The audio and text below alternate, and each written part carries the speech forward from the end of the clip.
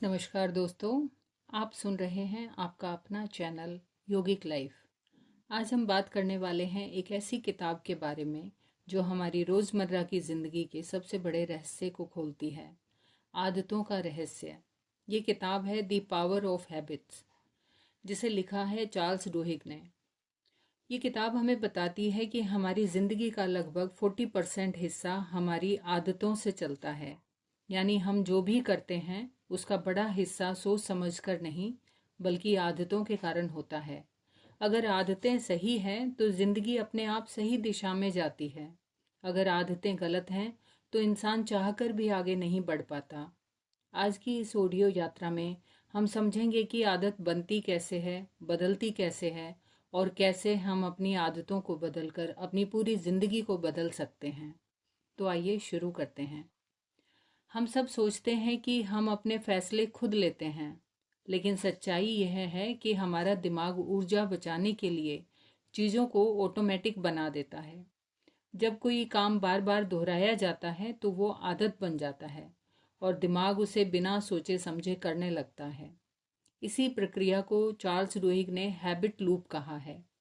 Habit loop के 3 हिस्से होते हैं: क्यू यानी संकेत, रूटीन यानी क्रिया, रिवॉर्ड यानी इनाम। सबसे पहले आता है क्यू, यानी कोई संकेत जो आदत को शुरू करता है। फिर आती है रूटीन, जो हम उस संकेत के बाद करते हैं। और अंत में आता है रिवॉर्ड, जिससे हमें संतुष्टि मिलती है। एग्जाम्पल के लिए, अगर आपको तनाव महसूस होता है तो आप चाय पीते हैं। चाय पीते हैं तो आपको राहत मिलती है, और ये चक्र बार बार दोहराता है, आदत बन जाती है। दिमाग के एक हिस्से को बेसल गैंग्लिया कहते हैं। ये हिस्सा आदतों को स्टोर करता है। जब कोई काम आदत बन जाता है तो दिमाग उसे यहीं से ऑटोमेटिक चलाता है। इसलिए आदतें इतनी मजबूत होती हैं। इसलिए लोग कहते हैं मुझे पता है कि ये गलत है, फिर भी मैं इसे करता हूँ, क्योंकि ये सोचकर नहीं, आदत से हो रहा है। अब सबसे महत्वपूर्ण सवाल, आदत बदलें कैसे? चार्ल्स डुही कहते हैं आदत को मिटाया नहीं जा सकता, लेकिन उसे बदला जा सकता है।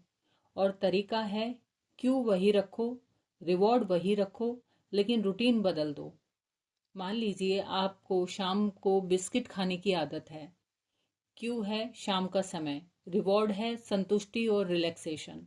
अब रूटीन बदल दीजिए, बिस्किट की जगह फल खाइए या टहलने जाइए। धीरे धीरे दिमाग नई रूटीन को अपनाने लगेगा। किताब में एक बहुत ही दिलचस्प उदाहरण दिया गया है, एक महिला लीजा एलन का, जिसकी जिंदगी पूरी तरह बिखरी हुई थी। वो स्मोकिंग करती थी, ओवरवेट थी, और जिंदगी में कोई दिशा नहीं थी। एक दिन उसने फैसला किया कि वो सिर्फ एक आदत बदलेगी, स्मोकिंग छोड़ देगी। जब उसने यह आदत बदली तो उसकी जिंदगी की दूसरी आदतें अपने आप बदलने लगी। उसने एक्सरसाइज शुरू की, हेल्दी खाना खाना शुरू किया, नई नौकरी मिली, और पूरी जिंदगी बदल गई। इसे कहते हैं कीटोन हैबिट, ऐसी आदत जो बदलने पर बाकी आदतों को भी बदल देती है। कीस्टोन हैबिट बहुत शक्तिशाली होती है, जैसे रोज एक्सरसाइज करना, सुबह जल्दी उठना, डायरी लिखना, ध्यान करना। ये आदतें सिर्फ एक काम नहीं बदलती, बल्कि उसके आपके सोचने का तरीका बदल देती है। किताब में कंपनियों की आदतों की भी बातें की गई हैं। जैसे स्टारबक्स अपने कर्मचारियों को विल पावर सिखाता है, क्योंकि विल पावर भी एक आदत है। हाँ, इच्छा शक्ति भी एक मसल की तरह है, जितना उपयोग करोगे उतनी मजबूत होगी। एक और एग्जाम्पल है अल्कोआ का। जब उसके सीईओ बने पॉल ओनील, तो उन्होंने कंपनी का फोकस सिर्फ एक चीज़ पर रखा, सेफ्टी। लोगों को लगा कि ये क्या बात हुई, लेकिन सेफ्टी एक कीस्टोन हैबिट बन गई। सेफ्टी पर ध्यान देने से कम्युनिकेशन सुधरा, प्रोसेस सुधरे, प्रोडक्टिविटी बढ़ी, और कंपनी का प्रॉफिट कई गुना बढ़ गया। अब सवाल आता है, क्या हम आदतों के गुलाम हैं? नहीं। किताब कहती है once you understand your habits you get the power to change them. जब आप समझ जाते हैं कि आपकी आदतें कैसे काम कर रही है, तब आप उसे बदल सकते हैं। इसके लिए एक गोल्डन रूल दिया गया है, identify the Q, experiment with rewards, change the routine.